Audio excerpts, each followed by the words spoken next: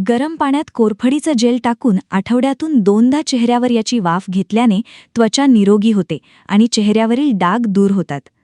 रात्री 1 ग्लास दुधात 1 चमचा मध मिसळून प्यायल्याने वजन वाढते. महिलांनी रोज मध मिसळून दूध सेवन केल्यास त्यांचे वजन लवकर वाढू शकते. उठल्यानंतर लगेच 1 ग्लास पाणी प्यायल्याने रोगप्रतिकारशक्ती वाढते, रक्ताभिसरण सुधारते आणि तुमची त्वचाही चमकदार होते. जर तुमच्या डोळ्यात जळजळ किंवा लालसरपणा असेल तर रोज 1 पांढरा रसगुल्ला खा. यामुळे डोळ्यांचा पिवळसरपणा दूर होईल. लिव्हरमध्ये कमजोरी असल्यास साबुदाणा बनवून सकाळ संध्याकाळ खाल्ल्याने लिव्हर मजबूत होते.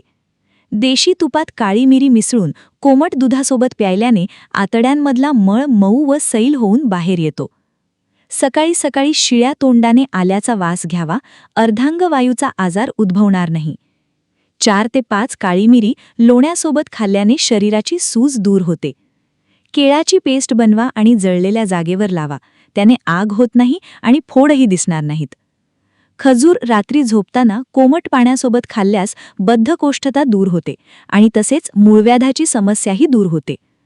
रात्री झोप येत नसेल तर गूळ मिसळून मलाई खा आणि पाणी प्या. काही वेळातच झोप येईल. संध्याकाळी कोमट पाण्यात 2 चिमूट हळद टाकून प्यायल्याने शरीर नेहमी निरोगी आणि मजबूत राहते आणि या प्रयोगामुळे हिमोग्लोबिनचे प्रमाण वाढण्यास मदत होते. काळे उडीद बारीक करून पांढऱ्या डागांवर दिवसातून 3 ते 4 वेळा लावा. शरीराच्या इतर भागांप्रमाणे रंग पडू लागेल. मेहंदी केसांना रंग येईपर्यंतच लावा आणि नंतर लगेच धुवा. केसांमध्ये मेहंदी जितका जास्त काळ राहते तितकी ती केसांचा ओलावा शोषून घेते. गाजराच्या रसात मध आणि मीठ टाकून प्यायल्याने कमी झालेली दृष्टी परत येते. बीटरूटमध्ये लोहाचे प्रमाण जास्त असते. त्याचे नियमित सेवन केल्याने शरीराला तेज येते. हाडांमध्ये कटकट आवाज येत असेल तर समजून घ्या की शरीरात कॅल्शियमची कमतरता आहे. कॅल्शियमची कमतरता भरून काढण्यासाठी दूध, दही, पनीर इत्यादीचे जास्तीत जास्त सेवन करा. हातपाय थरथरण्याची समस्या असल्यास रात्रीच्या जेवणानंतर 2 लवंगा चावून गरम पाणी प्यावे. तुम्हाला लवकरच फायदा मिळेल.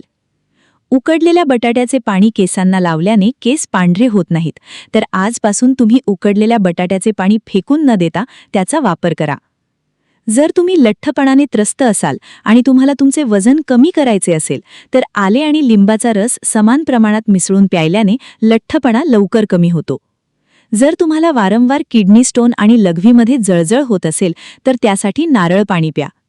जेवण केल्यानंतर गुळाचे सेवन करणे खूप फायदेशीर आहे. गुळाचा रोज वापर केल्याने अनिमियाचा धोका होत नाही. जेवण केल्यानंतर जडपणा जाणवत असेल तर गरम पाण्यात काळे मीठ आणि लिंबू मिसळून प्या. आराम मिळेल.